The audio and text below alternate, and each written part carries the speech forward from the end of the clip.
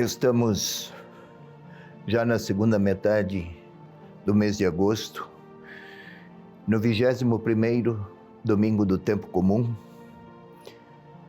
para o qual o texto bíblico é João, capítulo 6, versículos 60 a 69. Nesse mesmo domingo, a igreja celebra a memória de Nossa Senhora, Rainha dos Apóstolos.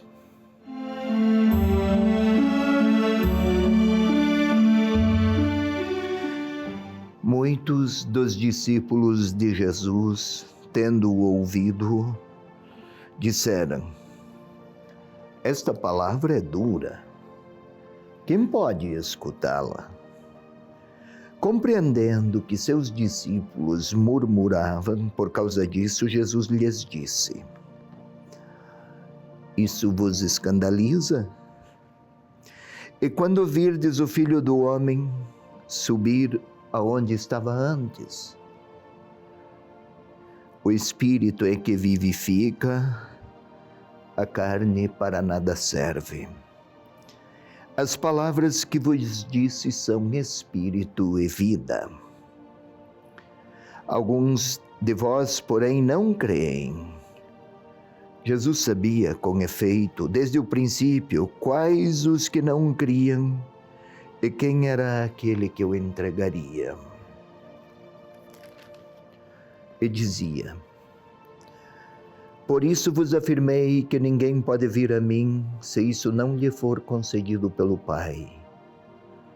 A partir daí, muitos dos seus discípulos voltaram atrás e não andavam mais com ele. Então Jesus disse aos 12: não quereis também vós partir? Simão Pedro respondeu-lhe: Senhor, a quem iremos? Tens palavras de vida eterna. E nós cremos e reconhecemos que és o Santo de Deus. Respondeu-lhes Jesus: não vos escolhi eu aos 12? No entanto, um de vós é um diabo. Falava Jesus de Judas, filho de Simão Iscariotes. Este, um dos 12, o haveria de entregar.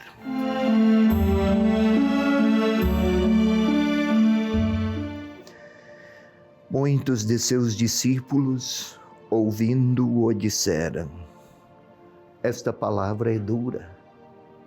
Quem pode escutá-la? Lancemos um olhar a esta primeira parte. É o capítulo 6 de João. No capítulo 6 do Evangelho de João temos, primeiro, a multiplicação dos pães, assim chamada multiplicação dos pães. As multidões ficaram maravilhadas. Quiseram fazê-lo rei. Jesus se refugiou em uma montanha, porque não era missão sua buscar certas formas de glorificação que engrandecesse o modo de poder humano, que tiraniza, que domina, que se sobrepõe e que se faz superior. Depois desta multiplicação dos pães, houve algumas discussões com os judeus. Depois se foram também as multidões. E então começa o nosso discurso, o nosso texto. Muitos também dos seus discípulos ouvindo-o. A multidão, os judeus, também os discípulos. Muitos dos seus discípulos diziam: esta palavra é dura. Quem pode escutá-la? De qual palavra estão eles a falar? Não esqueçamos, Jesus fizera operar a multiplicação dos pães, depois falara do seu corpo como comida, do seu sangue como bebida. Claro que soa estranho para para quem lê um texto assim, de maneira não contextualizada. Corpo, sangue, faz lembrar a Páscoa e o caminho da ressurreição passando pela cruz e pela morte. Quem pode aceitar um segmento que confira sentido inclusive à morte? E se alguém quer seguir o Senhor, terá que aceitar igualmente lavar os pés, como ele fará mais adiante, terá que se despojar de quaisquer projeções de grandezas e de poder, como será a sua condição na cruz. A palavra é dura por quê? Porque gostariam de seguir o Senhor Jesus, poderoso nos milagres, realizador de grandes prodígios, alguém que atendesse e correspondesse às vaidades humanas. Seguir o Senhor no caminho de cruz é uma palavra dura, em qualquer época, em qualquer tempo. E o evangelista João escreve lá pelos anos 95, depois de Cristo, as comunidades já tinham, muitas delas, experimentado o caminho da crucifixão, se não da crucifixão, do martírio e também da perseguição.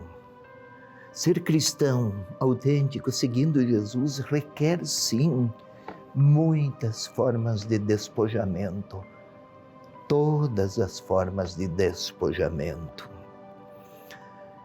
E compreendendo que os discípulos murmuravam por causa disso, Jesus lhes perguntou: isso vos escandaliza? A palavra murmurar, que na nossa língua portuguesa soa como reclamação, como algum protesto em baixa voz, na realidade não é a melhor tradução.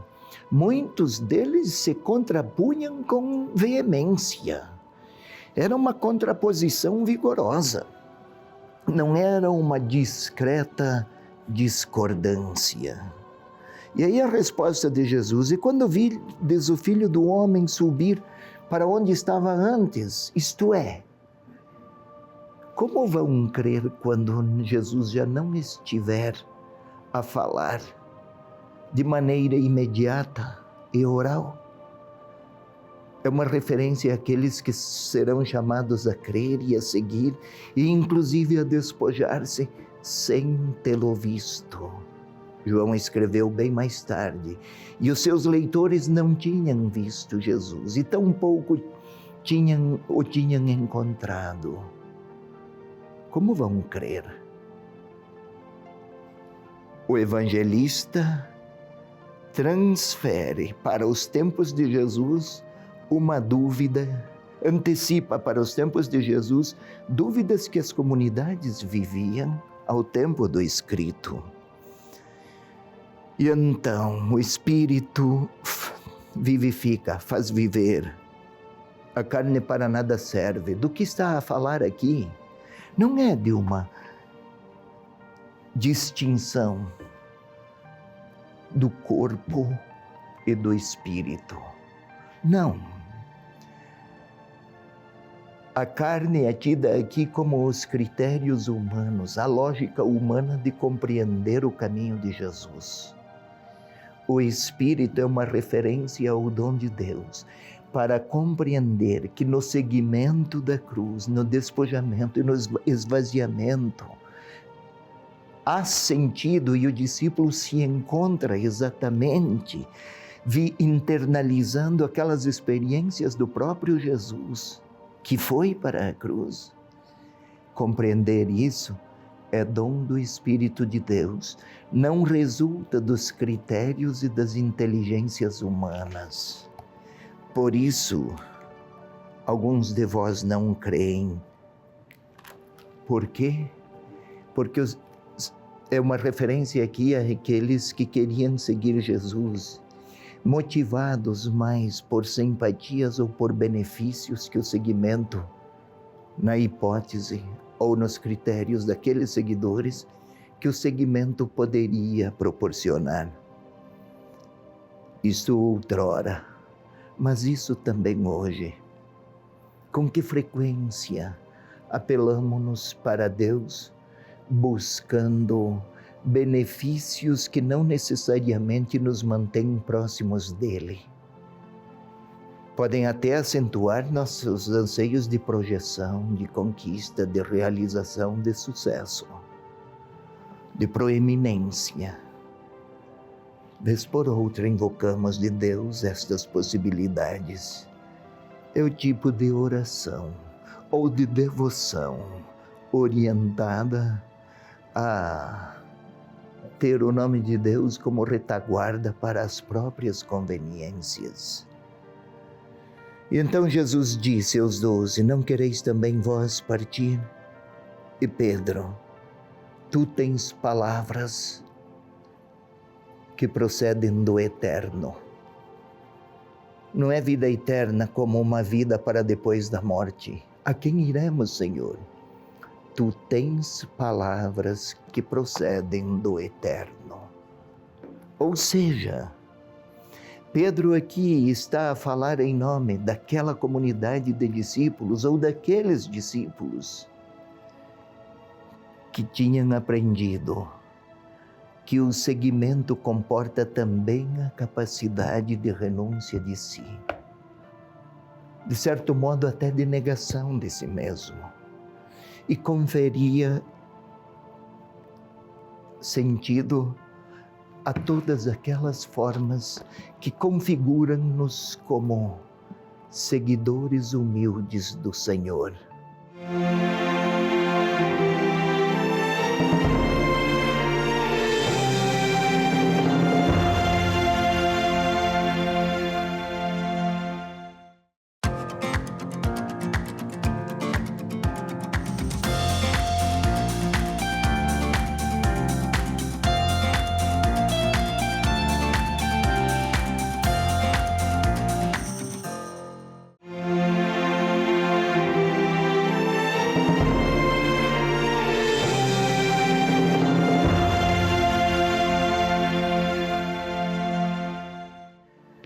Querido irmão, querida irmã, vamos para a segunda parte.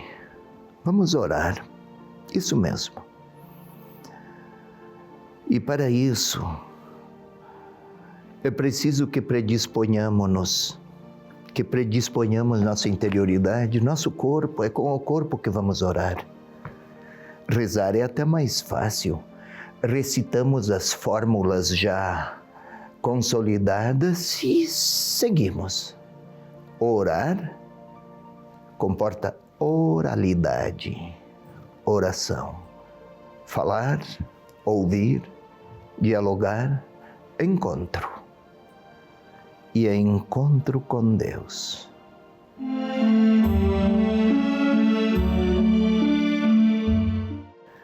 Até com os irmãos, quanto mais importante é a pessoa que formos encontrar, tanto mais vamos preparar nossa fisionomia, nosso olhar, nossas vestes. Com Deus, então, muito mais. Queira fechar os olhos, por favor. Silenciar, aquietar a interioridade e como fazer. Vamos nos concentrar sobre nós mesmos. É preciso silêncio e quietude para que sintamos até o nosso próprio corpo. Vamos começar pela testa, a nossa testa, tentar senti-la, sem nela tocar. Vamos tentar sentir agora os ouvidos. A orelha é a parte exterior, o ouvido é a parte de dentro. Vamos tentar sentir. Orelha, ouvido. Vamos tentar sentir a nossa garganta. Pela garganta passa saliva, o ar. Pela garganta chega ao interior do nosso corpo, tudo o que chega à nossa boca. Poucas vezes pensamos nela e poucas vezes tentamos senti-la. Vamos fazer agora. Vamos aprofundar um pouco mais. Vamos sentir a nossa caixa torácica, o peito, dentro dele, o coração. Tente sentir o coração a bater. É preciso muito silêncio para percebê-lo. Façamos isso por poucos instantes.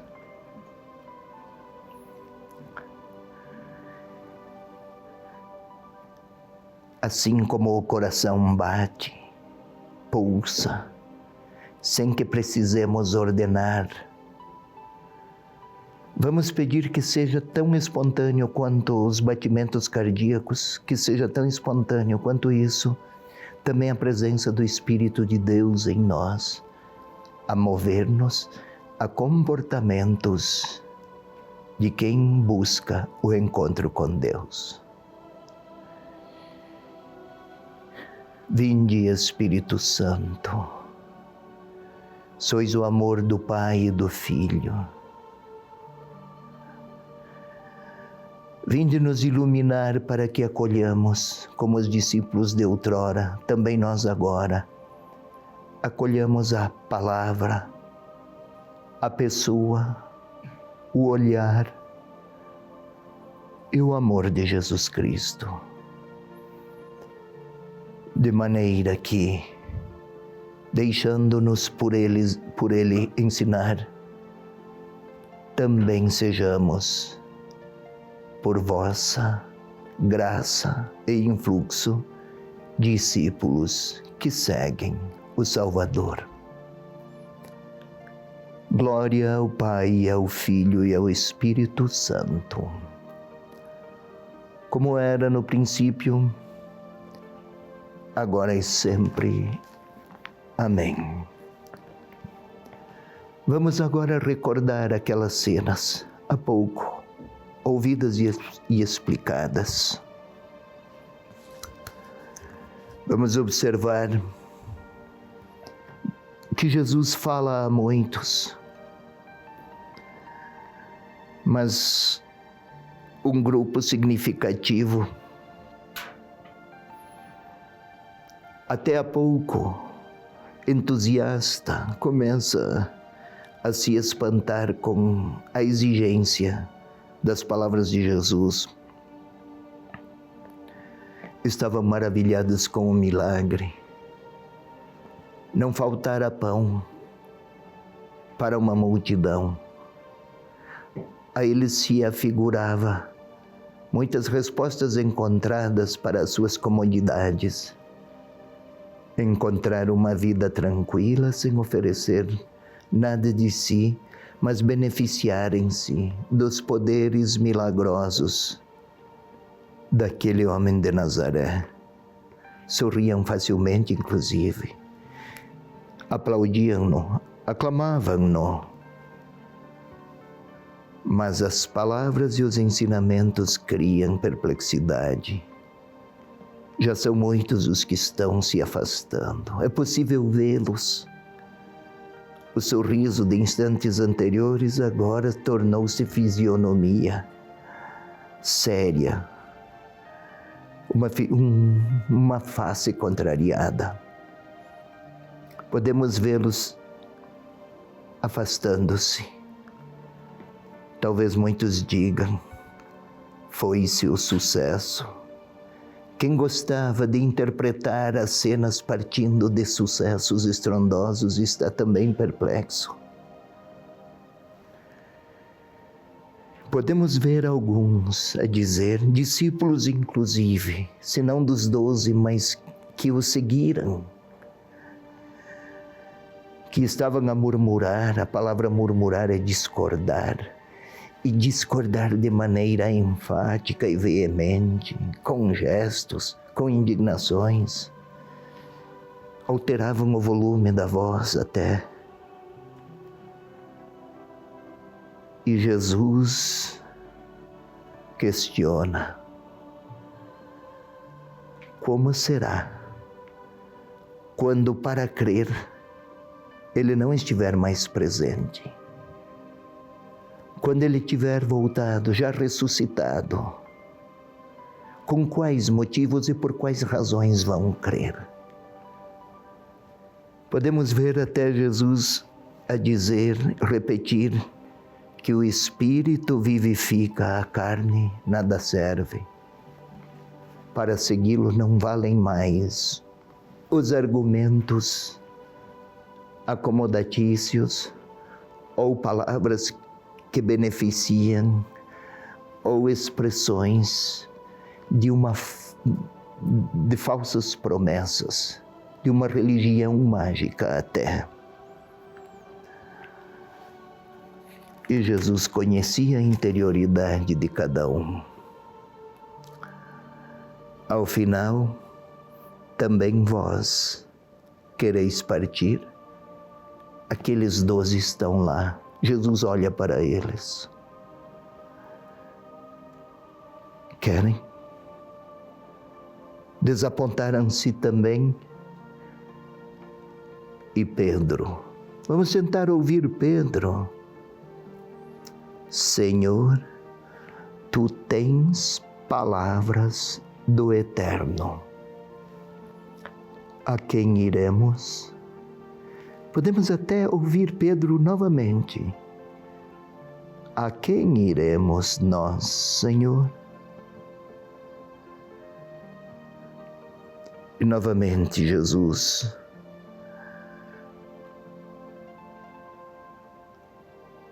Eu não escolhi 12. É um diabo. Diabo significa divisão. Daqueles, porque não quis seguir, porque não acolhera a palavra, não entendera o modo como Jesus queria oferecer a vida aos seus. Passemos agora a um novo quadro. Nós estamos lá. E o Senhor está a repetir a mim, o Espírito vivifica, que dá vida.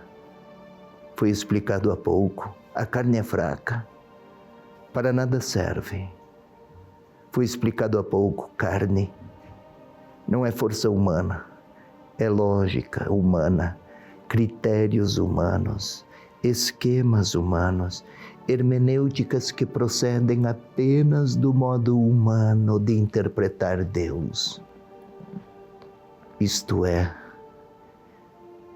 queríamos um Deus que se ajustasse aos nossos critérios de grandeza. Pois bem, o Senhor está a olhar para mim e a repetir: